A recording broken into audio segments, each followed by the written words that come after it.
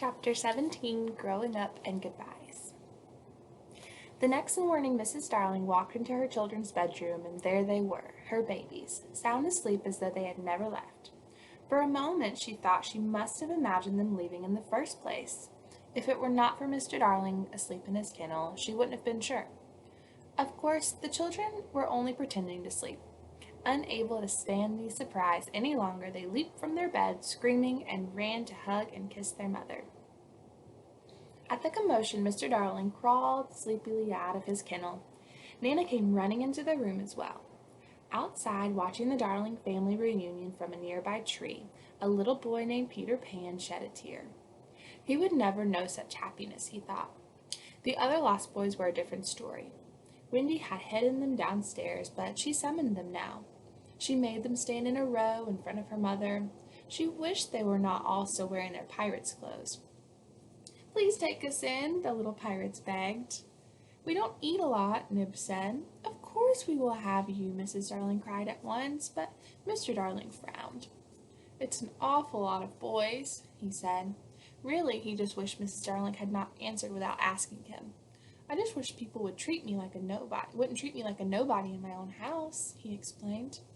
"We don't think you are a nobody," Toodles cried, and the others all agreed. "You are everything to me," Mrs. Darling whispered to him. Happy, Mr. Darling said he supposed they could make some room somehow. As for Peter, he was still outside, lingering. Wendy saw him and walked over to the window. "Oh, hello," he said casually, as if running into Wendy were a mere coincidence. "Peter," Wendy said, "please come inside. My parents will adopt you too." Mrs. Darling came over and stood behind her daughter. "It's true," she said. "You would send me to school and expect me to grow up," Peter accused. "Deny it." But Mrs. Darling couldn't. "I knew it. Keep back, madam. No one is going to catch me and make me a man. I'm going back to Neverland." "But I'll miss you so much," Wendy said. "I brought back the boys. Perhaps that's enough. Maybe I should go back with you." Wendy turned to look at her mother.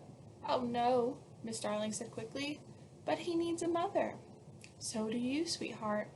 Mrs. Darling could see that her decision pained Wendy and Peter, and so she agreed that Wendy could return to Neverland for 1 week a year to help Peter with spring cleaning.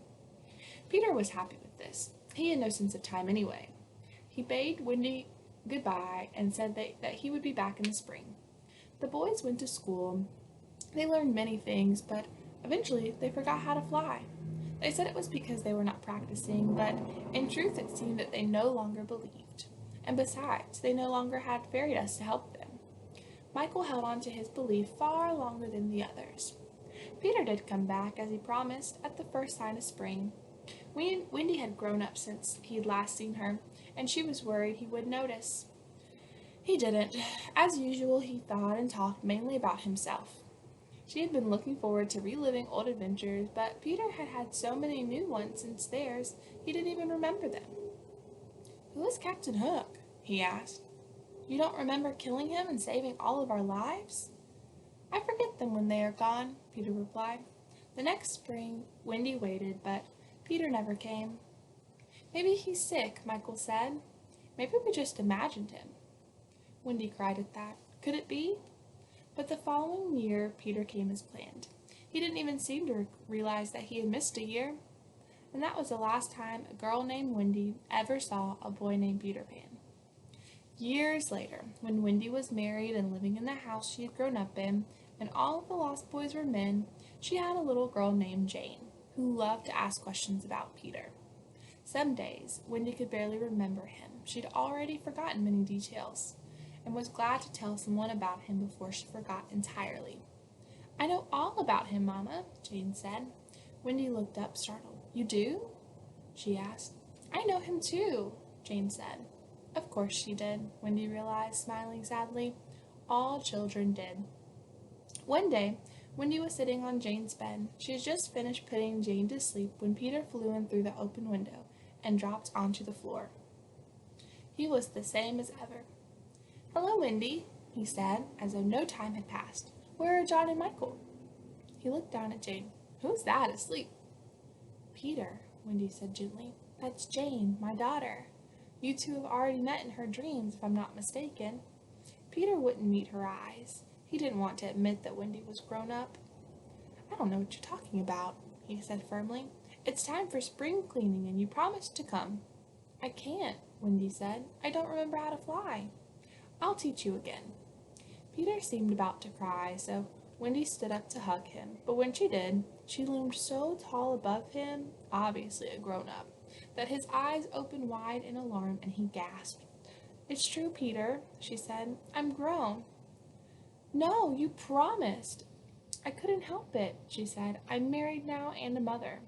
Peter started to cry, so Wendy went downstairs to get him some warm milk. While she was gone, his sobs woke Jane. She knew at once who the boy was. By the time Wendy returned, Peter was once again laughing, and Jane was flying around the room with him giggling. He needs a mother, Mama, Jane said. I know, Wendy said sadly. Peter pulled Jane over to the window with him, and she went willingly. Oh no, Wendy said, moving between them just as her own mother once had. Just for spring cleaning? Jane begged. Wendy shut her eyes. All right, she whispered, and just as Jane would with her own daughters, and Jane's daughter would with her own daughter after that, Wendy watched her baby fly into the sky and off to Neverland until she was as small as the smallest star. Then, turning from the window, she whispered good night to Peter and to Jane and to you. The end. I hope you guys enjoyed listening to the story Peter Pan over these last few weeks. I wish we would have gotten to finish it together in the classroom, but we made it work. So stick around and we'll start a new book sometime next week, hopefully. Keep reading on your own, you guys. Bye!